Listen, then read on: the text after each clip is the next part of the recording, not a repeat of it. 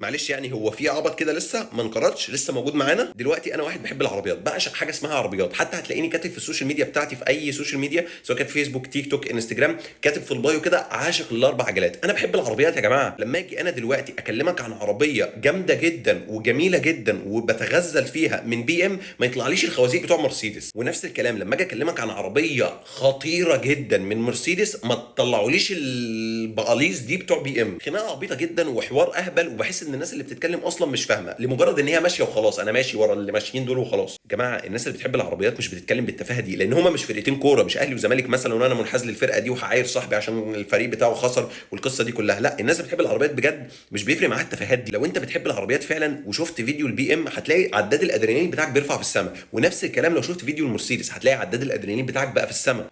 انا عارف ان انت بتفضل عربيه عن عربيه، وحقك، انا كمان بفضل عربيه عن عربيه، وعندي عربيه احلام. انا نفسي ان انا اشتري العربيه دي في يوم من الايام، بحبها. فهتيجي تسالني على النقيض من كده، انت ما بتحبش دي ليه؟ هقول لك لا، انا بحبها هي كمان، بس انا حابب دي اكتر، انا بفضل العربيه دي اكتر. فيا ريت لما تيجي تتكلم ما نقلبش الموضوع لاحزاب واحنا برضو مش فاهمين. ولو عايزني اريحك واختم لك الموضوع بالحاجه اللي انت عايز تسمعها، وقلتها قبل كده وهقولها تاني، بي ام هي اجمد شركه عربيات موجوده على هذا الكوكب.